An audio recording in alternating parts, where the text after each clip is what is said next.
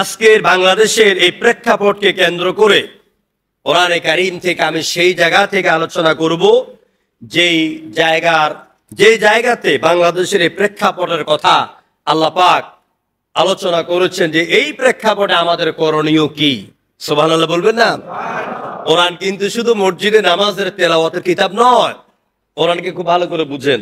কোরআন gen ভূত ধরলে পরে জেন ভূত তাড়াবার কিতাব নয়। কোরআন শুধুমাত্র মানুষ মরলে পরে আমাদের মতন 10 জন মোল্লারা দাওয়াত দিয়া এক বেলা খাবার আর খতম করার কিতাব নয়, বরং মহাগ্রন্থ আল কোরআনে কারীম হচ্ছে সকল কালের সকল যুগের সর্বশ্রেষ্ঠ সংবিধান। জনগণ ঠিক কিনা? এই কোরআনকে যদি এ জাতি সংবিধান হিসাবে পুরোপুরিভাবে আদালতে, সংবিধানে, সংসদে, সচিবালয়ে, মন্ত্রণালয়ে সব জায়গা যদি গ্রহণ করতে পারত, জাতির ভাগ্যে আয়নাঘর তৈরি করা লাগতো না, এই জাতি নির্যাতিত হতো না, এবং এই জালিমেরাও ক্ষমতার মধ্যে আসতো না। আসুন এই প্রেক্ষাপটে আমাদের করণীয় কি আল্লাহ পাক বলছেন। মুয়াজ্জিন সাহেব পড়ি।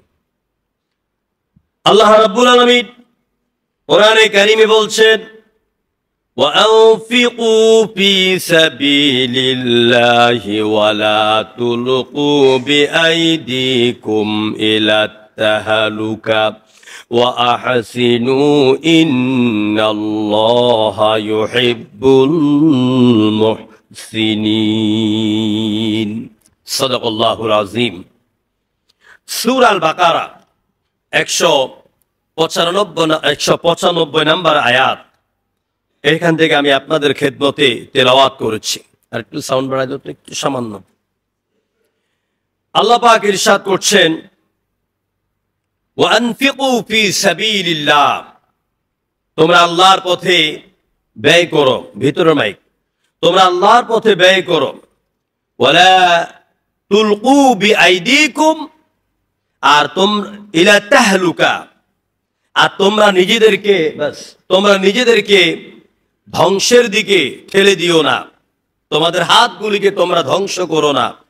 ওয়াহসিনু, তোমরা মানুষের প্রতি দয়া করো, অনুগ্রহ করো, করুণা করো। ইন্নাল্লাহা ইউহিব্বুল মুহসিনিন, নিশ্চয় আল্লাহ পাক মুহসিন বান্দাদেরকে ভালোবাসেন। এবারে জোরে সোরে বলেন সুবহানাল্লাহ। সবাই একটু কাতার ধরে বসি, তাহলে পিছনে ভাইরা বসতে পারবেন। আপনাদের সামনে যাদের ফাঁকা আছে সবাই নামাজের শুরুতে কাতার ধরে বসেন, পিছনে ভাইদেরকে আসতে দেন। সম্মানিত ভাইরা, সূরা আল বাকারার 195 নম্বর আয়াত আমাদের বর্তমান সময়ের জন্য, আজকের জন্য, আগামীকালকের জন্য অত্যন্ত উপকারী একটি আয়াত, গুরুত্বপূর্ণ আয়াত। সূরা বাকারা কোরআনে কারীমের সবচেয়ে বড় সূরা। এতে রয়েছে 286টি আয়াত। এই সূরা বাকারা সাহাবাই কেরামের তেলাওয়াত করতে সময় লেগেছে কারো কারো 8 বছর। যেরকম সুবহানাল্লাহ। কত বছর? কারণটা কি? পড়তে পারতেন না এরকম নাকি? না, যে আয়াত নাজিল হয়ে গেল ওই আয়াত সাহাবীরা পড়েছেন, এর অর্থ জেনেছেন, বুঝেছেন, আবার ওই আয়াতের যে হুকুম, যে আমল তারা তাদের বাস্তব জীবনে শুরু করে দিয়েছেন। এইভাবে এই আয়াতের উপর আমল করে আবার আরেকটা আয়াত পড়ে ওটাকে বুঝে আমল করে এইভাবে পড়তে পড়তে তাদের কারো কারো জীবনের 8 বছর লেগে গেছে। এদের মধ্যে আবু বকর, ওমর, উসমান অন্যতম সাহাবী। এই সূরা বাকারার নামকরণ কোথা থেকে এলো? সূরা বাকারার নামকরণ এসেছে সূরা বাকারার 67 নম্বর আয়াত থেকে। হযরত মূসার সাথে, হারুনের সাথে, সেই সময়ের পৌত্তলিকদের সাথে, শয়তানের সাথে সংগঠিত একটি বিষয়ের উপরে। আমি সেই দিকে যাব না এখন। শুধুমাত্র আল্লাহ পাক কোরআনের একটি শব্দ থেকে সূরাগুলি নামকরণ করেছেন। এই সূরা নামকরণ করেছেন কে? কোরআনে যে 14টি সূরা নাম দেখতে পান, এই সূরা নামকরণ করেছেন কে জানেন আপনারা? অনেক ওলামাই কেরাম তারা বলেন যে এই কোরআনের সূরা নামকরণ করেছেন হযরতে উসমান রাদিয়াল্লাহু তাআলা আনহু। এটা ভুল।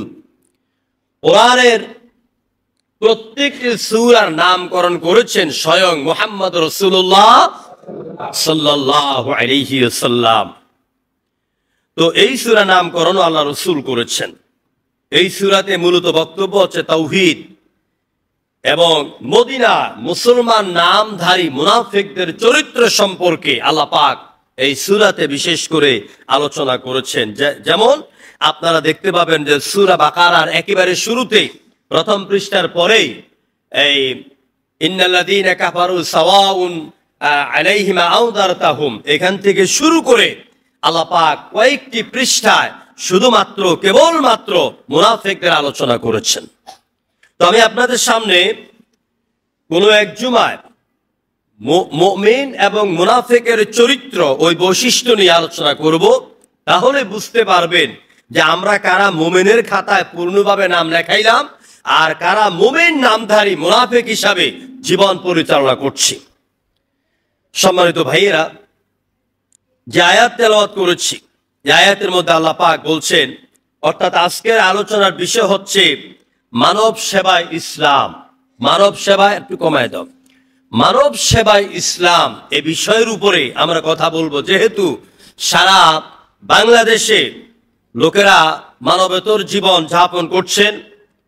আমাদের গ্রাম, আমাদের থানা, আমাদের জেলা, আমাদের দেশবাসী তারা আজকে কঠিন এক পরিস্থিতিতে জীবন যাপন করছেন, সময় অতিবাহিত করছেন। এই সময় ইসলামের কোনো ভূমিকা আছে কিনা, মানুষের সেবায় ইসলাম কোনো কিছু করেছে কিনা, বা এরকম কোনো বক্তব্য আছে কিনা, এই বিষয়টা নিয়ে আজকে আমি আপনাদের সামনে কথা বলবো এবং এখান থেকে শিক্ষা নিয়ে আমরাও ইসলামের শিক্ষা অনুযায়ী মানব সেবায় নিজেদেরকে নিয়োজিত করার সিদ্ধান্ত নিব। বলেন ইনশাআল্লাহ। আল্লাহ পাক বলেন, وَأَنفِقُوا فِي سَبِيلِ اللَّهِ وَلَا تُلْقُوا بِأَيْدِيكُمْ إِلَى التَّهْلُكَةِ। আল্লাহর পথে ব্যয় করো, আল্লাহর পথে খরচ করো। এই যে আল্লাহ পাক বলেছেন ওয়ানফিকু, ব্যয় করো, খরচ করো, এটা হলো আমরের সিগা, এটা হলো ওয়ার্ডারমূলক শব্দ, এটা হলো আদেশসূচক শব্দ।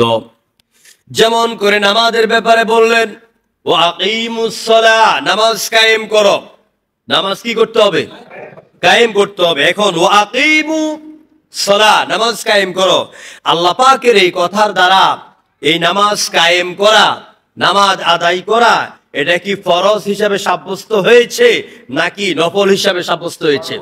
ফরজ হিসাবে সাব্যস্ত হয়েছে। এখানে আমাদের ইমাম সাহেব আলেম, আরেকজন আছে বসুন্ধরা মাদ্রাসার মুফতি মুহাদ্দিস, অনেক ওলামায়ে কেরাম আছেন।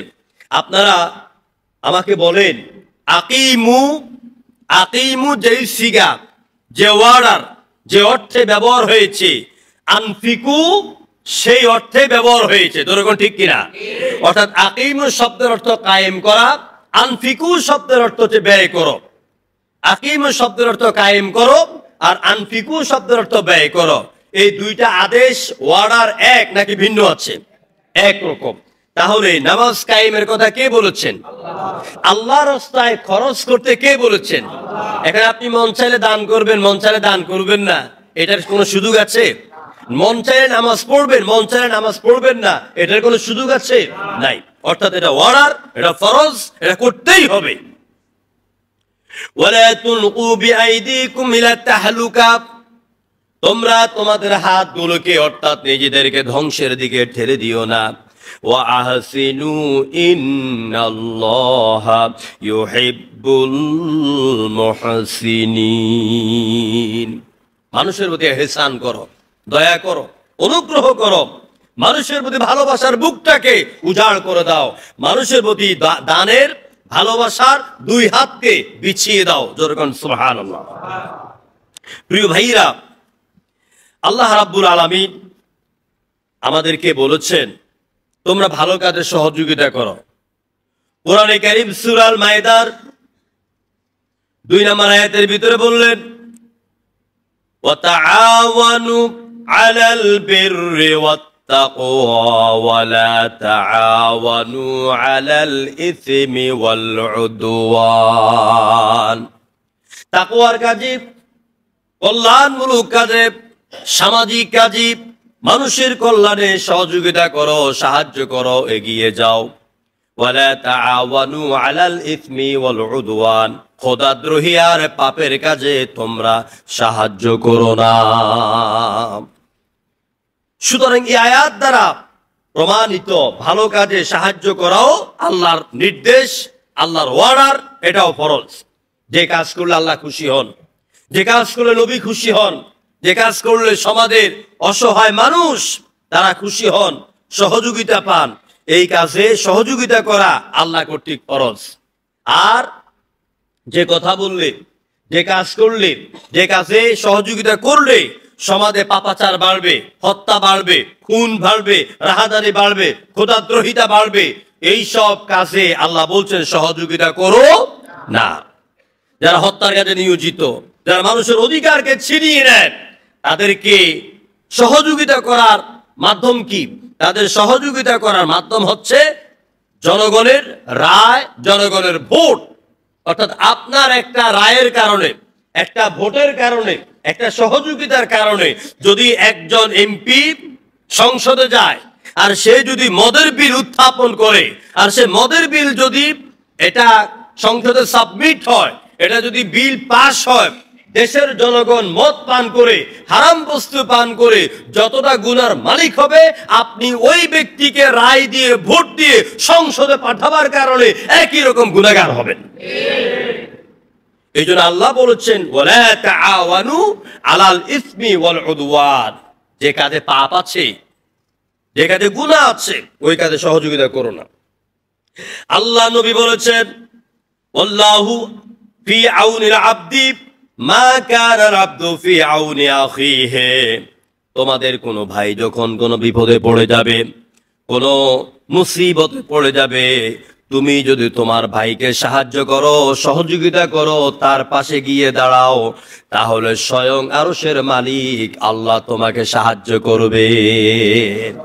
মুসলিম শরীফের 2699 নম্বর হাদিস হুজুর বলেছেন তোমার ভাইকে সাহায্য করো আল্লাহ তোমাকে সাহায্য করবেন প্রিয় ভাইরা মহান আল্লাহ রাব্বুল আলামিন মানুষকে মানুষের জন্য তৈরি করেছেন মানুষকে মানুষের জন্য তৈরি করেছেন মানব সেবা সম্পর্কে মহান আল্লাহ পাক কোরআনে কারিমে আরো বলেন লাইসাল বিররা আন তুওয়াল্লু উজুহাকুম কিবালাল মাশরিকি ওয়াল মাগরিব ولكن البر من آمن بالله واليوم الآخر والكتاب والنبيين وآتى المال على حبه ذوي القربى واليتامى والمساكين وابن السبيل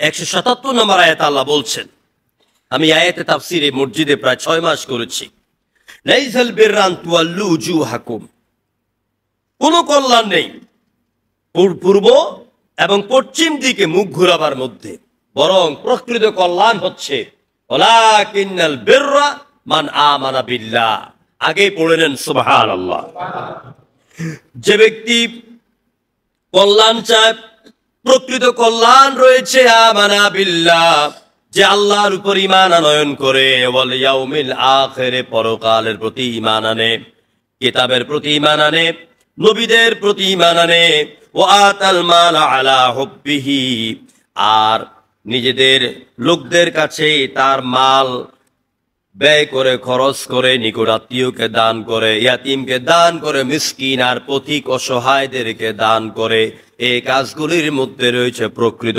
কল্যাণ সুবহানাল্লাহ এক নম্বর আল্লাহর উপর ঈমান আনতে হবে পরকালের উপর ঈমান আনতে হবে কিতাবের প্রতি ঈমান আনতে হবে নবীদের প্রতি ঈমান আনতে হবে তারপরে আপনার যে প্রিয় মাল যে মালকে আপনি খুব বেশি ভালোবাসেন আচ্ছা আপনারা একটা কথা জবাব দেন তো আমরা কি জীবনকে বেশি ভালোবাসি না মালকে ভালোবাসি হ্যাঁ হ্যাঁ, আমার আমার সভাপতি ঠিক কথা জবাব দিয়েছে, মালকে বেশি ভালোবাসি। দেখবেন আপনি কথায় কথায় প্রেমিকারও কইবেন, বন্ধুরও কইবেন, জীবনটা দিয়ার মতন লাগা। কথার জবাব না, ঠিক কিনা? তোমার জন্য আমার জীবনটা উৎসর্গ করে দিব। কিন্তু এই কথা বলে না, তোমার জন্য আমার ব্যাংক ব্যালেন্সে সব উৎসর্গ করে দিব। এই কথা বলে কি না? অর্থাৎ কথায় কথা বলে কি আমার মাল সম্পদ সব তোর দিয়ে দিব, এই কথা বলে না, বরং বলে আমার জীবনটা তোর জন্য দিয়ে দিব। তার মানে মালের চাইতে আপনি জীবনকে ভালোবাসেন। এখন আপনি যদি না পাচ্ছেন তো আপনার মাল খাবে কে? এই যে আজকে যারা বন্যার পানিতে প্লাবিত, তাদের ব্যাংক ব্যালেন্স আছে, তাদের টাকা আছে, তাদের পয়সা আছে, এই বিপদের দিনে তাদের হাজার লাখো টাকা থাকার পরেও এক প্লেট পাতলা জাউ, যেটাকে বলে খিচুড়ি বলে, এটাও কিনার মতো সামর্থ্য তাদের নাই, সুযোগ নাই। সুতরাং সবসময় সম্পদ কাঁধে আসে না, এই জন্য সম্পদের চাইতে জীবনকে বেশি ভালোবাসেন। আমার আল্লাহ পাক তিনি মানুষের জীবনের অতিমূল্য দিয়েছেন, অতিমূল্য দিয়েছেন। এই জন্য যে মালকে আপনি ভালোবাসেন, ওই মালকে আপনার নিকটাত্মীয়, ইয়াতিম, মিসকিন, পথিক, এদের জন্য আপনি খরচ করেন। আল্লাহ বলছেন ওয়ানফিকু ফি সাবিলিল্লাহ, আল্লাহর পথে ব্যয় করো। এখন আমরা আল্লাহর ওয়ার্ডার অনুযায়ী যে আল্লাহর পথে ব্যয় করো, আমরা সামাজিক কাজে আমাদেরকে ঝাঁপিয়ে পড়তে হবে। কোন কাজে? সামাজিক কল্যাণমূলক কাজে ঝাঁপিয়ে পড়তে হবে। আমি কয়েকটা পয়েন্টের উপরে কথা বলবো। আশা করি আমাদের মধ্যে যাদের বিভিন্ন প্রকারের ভুল ধারণা আছে এবং সামাজিক কাজ কিভাবে করবো এটা জানেন না, আমি সেই ফর্মুলাগুলি আজকে আপনাদের সামনে আমি দিব। কারণ আপনাদের সামনে কথা বলার জন্য আমি সিদ্ধান্ত নিয়েছি গত রাত 10টায়। আর 10টা যখন টেবিলের সামনে বসলাম, পরে ঘড়ি দেখে রাত 2টা বাজে। কোরআনে কারীমের ভিতরে, হাদিসের ভিতরে এই ব্যাপারে অনেক বক্তব্য আল্লাহ পাক দিয়েছেন। প্রথমত আমরা সামাজিক কাজ আমরা এইভাবে এগিয়ে আসতে পারি। সমাজের মধ্যে অনেক এতিম আছে, আছে না? ছোট্ট কালে রেখে বাপ মারা যায়, মা মারা যায়, তেমন সম্পদ থাকে না, থাকলেও বাপ চাচারা ভক্ষণ করে। এতিমের দামি দামি মূল্যবান সম্পদ গুলি অনেক দুষ্ট প্রকৃতির বাবারা চাচারা এগুলি ভোগ করে নিজের নামে দলিল করে নিয়ে যায়। আর এতিম ভাতিজা ভাতিজির সম্পদ গুলি দামিগুলি নিয়ে যায়, আর যেগুলি কম দামি ওইগুলি শহরের বাহিরে যেখানে এগুলির দাম নাই তেমন সেইগুলি তাদেরকে দিয়ে দেয়। এরকম ডাকাত মার্কা অভিভাবক আমাদের সমাজে আছে নাকি নাই? জনগণ আছে নাকি নাই? এখানে কেউ থাকলে রাগ করবেন না, রাগ করবেন। আমি আপনাকে জাহান্নামের আগুন থেকে বাঁচাতে চাচ্ছি। আল্লাহ তৌফিক দেখ বলে আমিন। ইয়াতিমের ব্যাপারে আলোচনা করতে গেলে ঘন্টার পর ঘন্টা সময় লাগবে। শুধুমাত্র ইয়াতিমকে লালন করলে, পালন করলে, ইয়াতিমের প্রতি হাত বুলাইয়া দিলে, সহযোগিতা করলেই কি লাভ হবে? আল্লাহ নবী বলেছেন, যে ব্যক্তি ইয়াতিমের মাথার মধ্যে হাত বুলাইয়া দেয়, ইয়াতিমের প্রতি আদব করে, ইয়াতিমকে সম্মান দেয়, ইয়াতিমকে খাবার দেয়, ইয়াতিমকে লালন পালন করে, কিয়ামতের দিন আমি নবী মুহাম্মদ রাসূলুল্লাহ আর ওই ইয়াতিম সন্তান এইভাবে তিনি আমার হাতের দিকে তাকান, এইভাবে 2টা আঙ্গুল দেখালেন যে আমরা দুইজনেই আল্লাহর জান্নাতে একসাথে থাকবো। ইয়াতিমের লালন পালনকারী আর আমি নবী মুহাম্মদ রাসূলুল্লাহ এইভাবে জান্নাতে থাকবো। চিল্লায় আল্লাহু আকবার।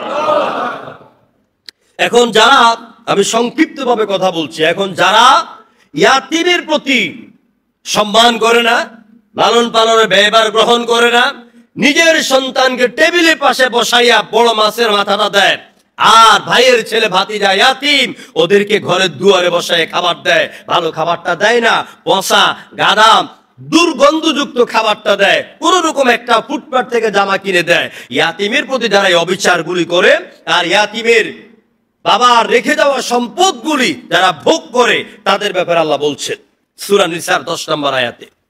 আল্লাহ রাব্বুল আলামিন বলেন, ইন্নাল্লাযীনা ইয়াকুলুনা আমওয়ালাল ইয়াতামা যুলমান ইসমান ইয়াকুলুনা ফি বুতুনিহিম নারা ওয়া সায়াসলাউনা সাঈরা। আল্লাহ পাক বলেন, নিশ্চয় যারা ইয়াতিমের সম্পদগুলিকে ভোগ করে, এরা বড় জুলুম করে, বড় অপরাধ করে, আর তারা ইয়াতিমের সম্পদ তো খায় না, ইয়াতিমের টাকা দিয়ে বড় বড় রুই মাছ, ইলিশ মাছ, পাঙ্গাস মাছ তো খায় না, বরং জাহান্নামের আগুন দিয়ে তারা তাদের উদর ভর্তি করে। নাউজুবিল্লাহ বলবেন না? ফি বুতুনিহিম, বুতুন মানে পেট, বাতনুন থেকে, বুতুন মানে পেট, নারান মানে আগুন, জাহান্নামের আগুন দিয়ে ওরা ওদের পেট ভর্তি করে। ও সায়াসলাউনা সাঈরা, আর খুব দ্রুত তাদেরকে সাঈর নামক জাহান্নামের মধ্যে নিক্ষেপ করা হবে। এখানে আল্লাহ পাক বলছেন সায়াসলাউনা, সিন ফেরেলের আলামত, কদ সিন সাউফা এগুলি ফেরেলের আলামত, খুব দ্রুত গতিতে ওদেরকে জাহান্নামে নিক্ষেপ করা হবে। এবারে আসুন, তাহলে আমরা সমাজে এতিমদেরকে লালন পালনের মাধ্যমে আমরা সামাজিক কল্যাণমূলক কাজ করতে পারি, বলেন ইনশাআল্লাহ। 2 নম্বরে আমরা সমাজে সমাজ কল্যাণমূলক এবং মানুষের মানব সেবায় ইসলামকে নিয়ে যাওয়ার জন্য 2 নম্বর যে কাজটা করতে পারি সেটা হচ্ছে, সমাজে অনেক বিধবা বোনেরা আছেন, অনেক বিধবা নারী আছে, নাকি নাই? কথা কয় না কেন? আছে।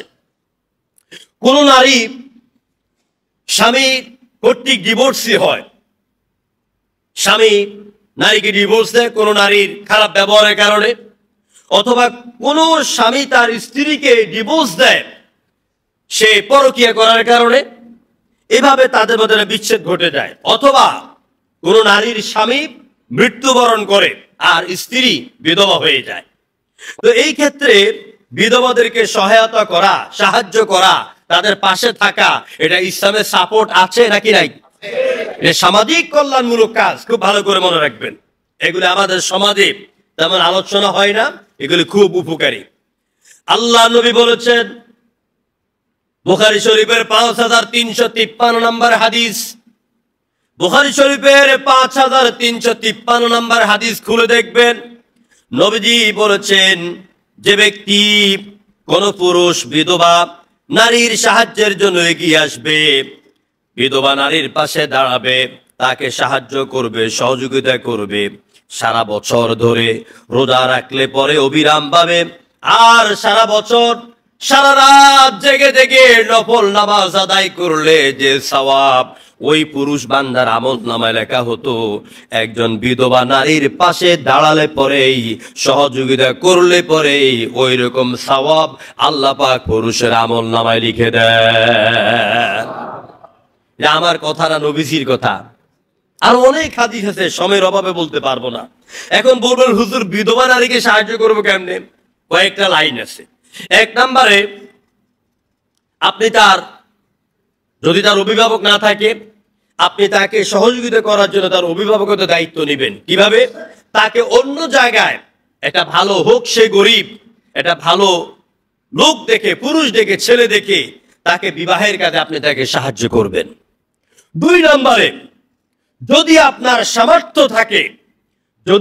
সামর্থ্য থাকে, আপনার ভিতরে ইনসাফ থাকে, আল্লাহর ভয় থাকে, আপনি যদি মনে করেন যে এতিম, এই বিধবা নারীর মাও নাই, বাপও নাই, দাঁড়াবার কোনো জায়গা নাই, আপনি নিজে তাকে বিয়ে করে তাকে আপনি সহযোগিতা করতে পারেন।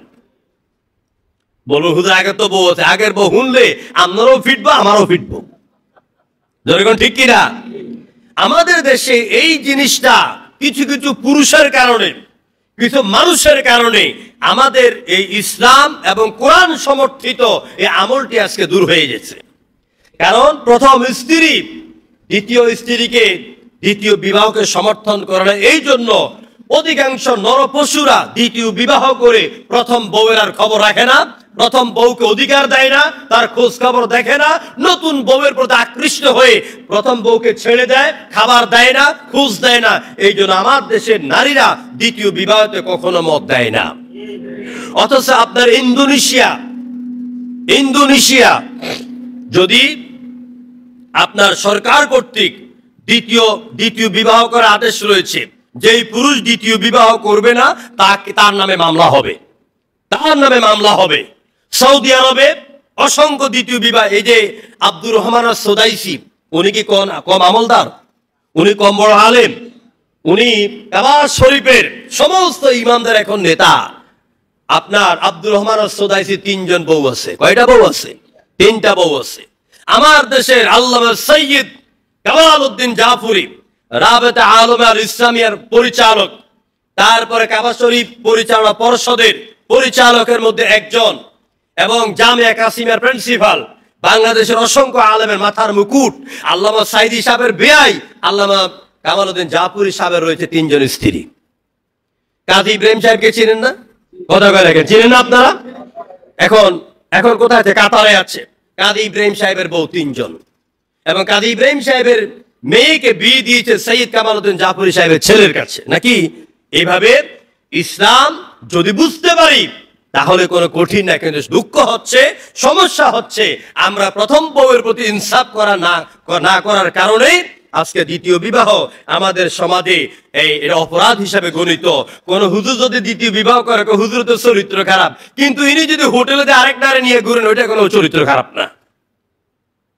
প্রিয় ভাইরা, আসুন আমরা রাসূলের হাদিস ধরে আমরা বিধবা নারীদেরকে বিভিন্ন ভাবে আমরা সহযোগিতা করতে পারি। বিয়ে ছাড়াও আপনি অনেক দিক থেকে বিধবা নারীদেরকে সাহায্য করবেন, এটা হচ্ছে সামাজিক একটি কাজ। 3 নম্বরে, নিঃস্ব ক্ষুধার্ত মানুষকে খাবার দেবেন। যে মানুষ অসহায়, যে মানুষ ক্ষুধার্ত, তাকে খাবার দেবেন। আল্লাহ পাক কোরআনে কারীমে বলেন, ওয়ায়ুতঈমুনাত তুআমা আলা হুব্বিহি মিসকিনান ওয়া ইয়াতীমান ওয়া আসীরা ইন্নামা নুতঈমুকুম লিওয়াজহিল্লাহি লা নুরিদু মিনকুম জাযাআন ওয়ালা শাকুরা। সূরা দাহারের ভিতরে আল্লাহ পাক বলেন, এতিম মিসকিনকে যারা খাবার দেয় তারা বলে আমরা বিনা স্বার্থে তোমাদেরকে খাবার দেই, আর এই খাবারের বিনিময়ে আমরা আল্লাহর কাছ থেকে, কাছ ছাড়া তোমাদের কাছে কোনো উপকার চাই না, কোনো বাহবা চাই না। আজকে ফেনীর দিকে তাকান, কুমিল্লার দিকে তাকান, লাকসামের দিকে তাকান, আমার বাড়ি তো হাঁটু সমান পানি, আমার বাড়িতে হাঁটু সমান পানি, আমাদের সভাপতি সাহেবের ঘরের ভিতরেও হাঁটু সমান পানি। মানুষ চতুর্দিকে বন্দী হয়ে গেল, খাবার নাই, পেশাব পায়খানা করার কোনো সুযোগ নাই, ছোট ছোট বাচ্চারা মারা যাচ্ছে। একটা লোক দেখলাম কালকে পানি খেয়ে মারা গেল, তারপরে তাকে কলা গাছের উপরে শোয়া রেখেছে, একটু মাটি পায় না তার দেহটাকে মাটির ভিতরে কবর দেওয়ার জন্য। কঠিন পরিস্থিতি যাচ্ছে। আপনারা তো ঢাকা থেকে দেখেন, মেঘ নাই, বৃষ্টি নাই, কি সুন্দর চলাফেরা করছেন, এই জন্য মোটেও টের পাচ্ছেন না। যারা ফেসবুক ব্যবহার করছেন তারা দেখতেছেন। আমার ভাইরা, আজকে এই সকালে দেখে আসলাম বাংলাদেশ জামায়াতে ইসলামীর আমির, আল্লাহ এক সোনার মানুষ এই জাতির জন্য পাঠিয়েছেন। ইসলামী রাষ্ট্র যদি হয়, কোরআন দিয়ে যদি দেশ চলে, তাহলে কিভাবে মানুষের দুয়ারে দুয়ারে খাবার পৌঁছে যাবে। আজকে আমরা জামায়াতে ইসলামের আমির ডাক্তার শফিকুর রহমান এই বৃদ্ধ বয়সে কোমরে বুক সমান পানিতে নেমে নেমে কিভাবে মানুষের ঘরে খাবার পৌঁছে দেয়, ওই চিত্র আমরা দেখতে পাচ্ছি। ছেলেরা, এই যে একটা ছেলে খাবার দিতে গিয়া, বন্যার্তদেরকে সাহায্য করতে গিয়া সাগরের পানির স্রোতে সম্ভবত মাস্টার্সে পড়ে ছেলেটিকে পানি টেনে নিয়ে গেছে, তার দেহ বেশি উঠেছে, ছেলেটি মারা গেছে।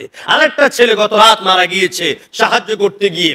ছেলেরা খেয়ে না খেয়ে মানুষের পাশে দৌড়াচ্ছে, আর্মিরা হেলিকপ্টার দিয়ে সাহায্য করছে, নৌকা দিয়ে সাহায্য করছে, বিদেশিরা বলছে যত টাকা লাগে নৌকা ভাড়া করো, আমরা টাকা পাঠিয়ে দিব, মানুষকে উদ্ধার করো। প্রিয় ভাইরা, এরপরে খিচুড়ি রান্না করে, নৌকাতে করে, কলার ভেউরাতে করে জায়গায় জায়গায় যতটুকু পাচ্ছে খাবার পৌঁছায় দিচ্ছে। আমি আপনি 3 বেলা খাচ্ছি, আরামে ঘুরছি, তাদেরকে সাহায্য করা, সহযোগিতা করা তো আপনি কি দরকার মনে করেন নাকি করেন না? দরকার মনে করেন কিনা?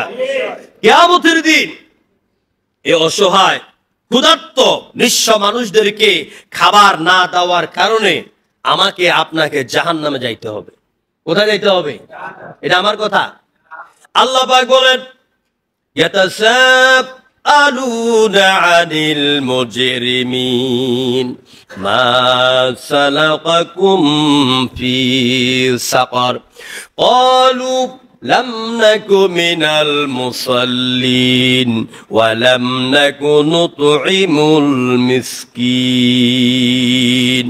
সূরা কোরআনে কারীমের 29তম পারা, সূরা মুদ্দাসসিরের 42 থেকে 44 নম্বর আয়াতের ভিতরে আল্লাহ পাক বলেন, যখন পাপিষ্ঠদেরকে প্রশ্ন করা হবে জাহান্নামে কেন এলে, তখন জাহান্নামীরা মাথা নিচের দিকে দিয়া জবাব দিবে, ক্বালু লাম নাকু মিনাল মুসাল্লিন।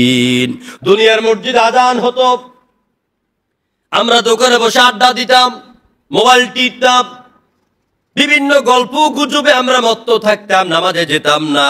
এই নামাজ না পড়ার কারণে আজকে জাহান্নামে আসতে হলো।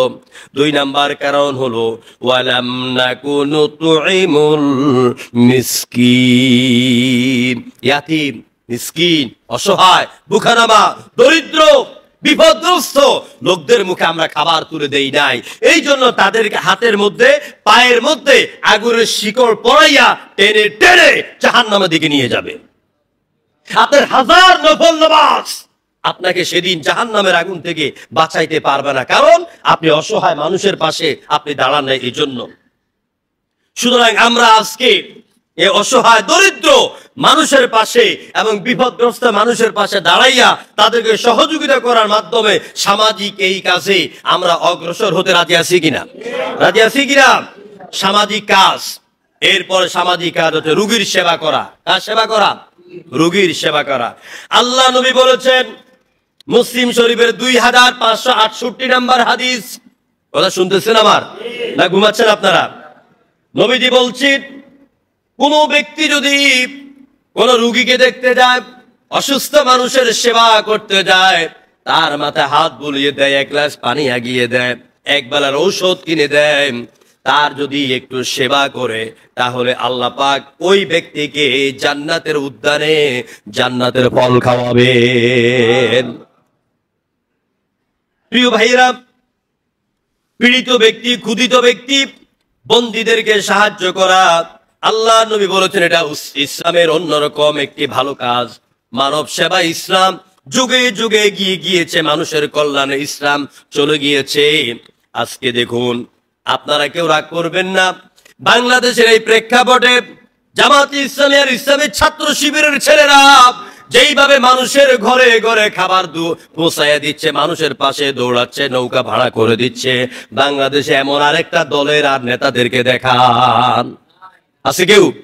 আছে কেউ? অনেক বড় নেতা আছে, হাজার কোটি টাকার মালিক আছে, একটা লোকেরা দেখেন বুক সমান পানিতে নাইবা ওদের ঘরে খাবার পৌঁছাই দিছে। সুতরাং এই দেশে ইসলামের রাষ্ট্র কায়েম হোক, আপনারা চান কিনা? চান কিনা? আমি কোরআন হাতে নিয়ে কসম করে বলে যাই, আমি যাবেই হয়তো একদিন মরে যাব, খবর পাবেন। যেদিন এই দেশে কোরআন বাংলাদেশের সংসদে চলে যাবে, আদালতে চলে যাবে, সচিবালয়ে চলে যাবে, মন্ত্রণালয়ে চলে যাবে, এই দেশের নারীরা তাদের ইজ্জতের গ্যারান্টি পাবে এবং এই দেশের ক্ষুধার্ত মানুষ খাবার পাবে, এই দেশের মানুষ তার জীবনের নিরাপত্তা পাবে। এই দেশটা হবে আল্লাহর জান্নাতের বাগান। এজন্য কোরআনের পক্ষে আমাদের কাজ করতে হবে, ইসলামের এই শিক্ষাগুলি আমাদের জীবনে বাস্তবায়ন করতে হবে। প্রিয় ভাইয়েরা, আল্লাহ নবী সাল্লাল্লাহু আলাইহি ওয়াসাল্লাম বললেন, তোমরা মানুষের সেবা করো, রোগীদের পাশে যাও, বন্দী মানুষকে মুক্তির ব্যবস্থা করে দাও, চান্দা দিয়া দিয়া যারা বন্দী আছে কারাগার থেকে মুক্ত করে দাও। বুখারী শরীফের হাদিস। এরপরে নবীজি বললেন, প্রতিবেশীর হক আদায় করো, প্রতিবেশী তোমাদের প্রিয়জন। আর তারগিব ও তারহিবের 2561 নম্বর হাদিসে এলো, নবীজি বলেছেন, লাইসাল মুমিনুল্লাযী ইয়াশবাউ ওয়া জারাহু জাইউন ইলা জামবি। নবীজি বলেছেন, তোমাদের মধ্যে কেউ যদি পেট ভরে উদর ভর্তি করে খায় আর তার পার্শ্ববর্তী লোকেরা ক্ষুধার্ত থাকে, ওই ব্যক্তি কোনোদিন আল্লাহর দরবারে মুমিন হবে না। আজ যারা পানিতে বন্দী, আজ আপনার পাশের বাড়িতে ক্ষুধার্ত, আপনি গরু করেন, পোলাও করেন, মুরগি করেন, বিরিয়ানি করেন, আপনি পেট ভরে খান, অর্ধেক ফেলে দেন, কিন্তু গরিব মানুষের দিকে আপনি তাকান না। রাসূলুল্লাহ বলছেন, তোমার নামাজ, তোমার রোজা, তোমার হাজারবার হজের কোনো দাম আল্লাহর কাছে নাই। এজন্য আমাদেরকে মানুষের পাশে দাঁড়াতে হবে, প্রতিবেশীর প্রতি নজর দিতে হবে। আপনার পাশের বাড়িওয়ালার একটা ছেলে, ও গরিব মানুষ, বাড়িওয়ালা না, ভাড়া থাকে, যাই থাকুক, গরিব মানুষ, ছেলেকে বিদেশ পাঠাবে, এখন বিদেশ পাঠাবার জন্য 5 লক্ষ টাকা দরকার, বেচারা জোগাড় করছে 3 লাখ, তার আরো 2 লাখ টাকা দরকার। 2 লাখ টাকার জন্য পাড়ায় পাড়ায় মহল্লায় মহল্লায় মানুষের টাকা ওলাদের পায়ে পায়ে ঘুরে, কেউ দেয় না। যাদের কাছে পায় ওরা দেয় সুদ। ওরা কি দেয়? ওরা দেয় সুদ। অথচ আল্লাহ বলছেন ওয়া আকিমুস সালাতা ওয়া আতুজ যাকাতা ওয়া আকরিদুল্লাহ কারদান হাসানা, নামাজ কায়েম করো, যাকাত দাও, আর আল্লাহকে উত্তম ঋণ দান করো। আল্লাহ টাকার দরকার মনে হয় নাকি? আল্লাহ অভাবী মনে হয়? এই কারজে হাসানা মানে কি? অন্যকে আপনি ঋণ দেওয়া, অন্যকে ঋণ দেওয়া, ঋণ দিয়ে সাহায্য করা। সুদের বিপরীত হচ্ছে কারজে হাসানা। যে ব্যক্তি বান্দাল্লাযী ইয়াকরিদুল্লাহ কারদান হাসানা ফায়ুদাইফাহু লাহু ওয়া লাহু আজরুন কারীম, যে ব্যক্তি আল্লাহকে উত্তম ঋণ দেয়, আল্লাহ তাকে দ্বিগুণ সওয়াব দিয়ে ভরে দিবেন। যেরকম সুবহানাল্লাহ। শেষ, মানবতার দুয়ারে ইসলাম, মানব সেবা ইসলাম, এই বিষয়ের উপরে আমার শেষ পয়েন্ট হচ্ছে ত্রাণ বিতরণ। কি করা? ত্রাণ বিতরণ করা, খাদ্য দান করা, মানুষের পাশে দাঁড়ানো। এই ব্যাপারে আল্লাহ নবী বলেছেন মিন নাফসিন আন মুমিনিন কুরবাতুন মিন কুরাবিদ দুনিয়া নাফসুল্লাহু আনহু কুরবাতুন মিন কারাবি ইয়াউমিল কিয়ামা, রাওয়াহুল বুখারী, 2442 নম্বর হাদিস। আল্লাহ নবী বলেছেন কোন মুমিন যদি কোন মুমিনের দুঃখ কষ্ট দূর করে দেয় দুনিয়াতে, পরকালে তার দুঃখ কষ্ট দূর করে দিবেন কে? আর যখন কে? আল্লাহ তাআলা। সুতরাং নবী যারা বলেছেন ইরহামু মান ফিল আরদ ইয়ারহামুকুম মান ফিস সামা, যে ব্যক্তি দুনিয়াবাসীর প্রতি দয়া করবে তার প্রতি দয়া করবে আরশের মালিক আল্লাহ। সুবহানাল্লাহ কইতেন না?